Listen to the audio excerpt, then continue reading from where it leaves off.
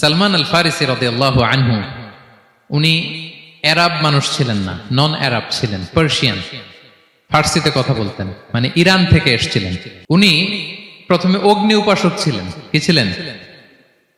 অর্থাৎ ওই যে জরাথুস্ত যারা আগুন দেখলে এরা পূজা করে, আগুনের পূজা যারা করে, জরস্ট্রানিয়ান, এই ধর্মে বিশ্বাসী ছিলেন। আগুনের পূজা করতেন ইরানে। তিনিও আগুনের পূজা করে, তার বাবাও আগুনের পূজা করে। তো একদিন বাবা একটা কাজে পাঠিয়েছে, ওই কাজ করতে যেয়ে সে খ্রিস্টানদের গির্জা ক্রস করতেছিল। ছোট মানুষ গির্জা ক্রস করতে যেয়ে দেখে খ্রিস্টানরা কেমন যেন আলাদা ইবাদত করে, নামাজ পড়ে। এটা দেখে খুব ভাল লাগছে, তার খুব ভাল লাগছে। বাড়িতে এসে বাবারে বলে, বাবা আমি দেখলাম যে খ্রিস্টানরা তাদের চার্চে গির্জায় নামাজ পড়ে, এটা তো অনেক সুন্দর, আমরা যে আগুনের সামনে যা করি এটার চেয়ে ওইটা সুন্দর।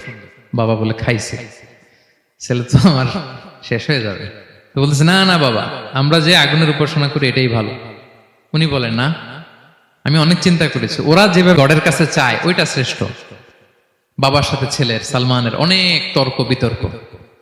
পরে বাবা ভাবলেন, যদি ওকে না আটকাই তাইলে প্রভাবিত হয়ে সে খ্রিস্টান হয়ে যেতে পারে।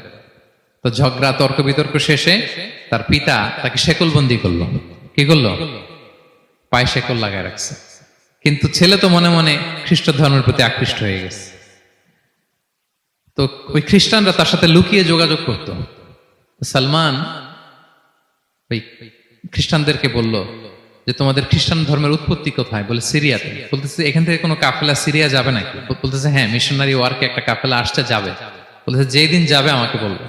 তো যেদিন যাবে তাকে এসে বলা হয়েছে তার বাবা নাই, সে শেকল ভেঙে, শেকল সহ ওই কাফেলার সাথে যে জড়িত হয়েছে।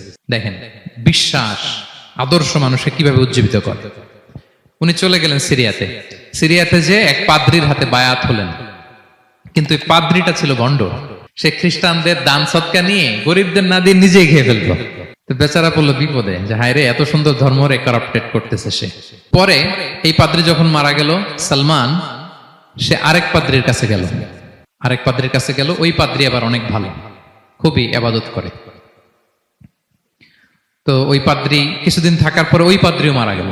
ওই মারা যাওয়ার আগে সে জিজ্ঞেস করতেছিল যে, পাদ্রি, এই বর্তমান পৃথিবীতে সবচেয়ে ভালো খ্রিস্টান পাদ্রি কে? বলতেছে, আর কেউ নাই। যদি ভালো খ্রিস্টান পাদ্রি তোমাকে পেতে হয়, জানতে হয়, তোমাকে ইরাকের মোসেল শহরে যেতে হবে। এবার মোসেলে যে সে আরেক খ্রিস্টান পাদ্রির কাছে থাকলো।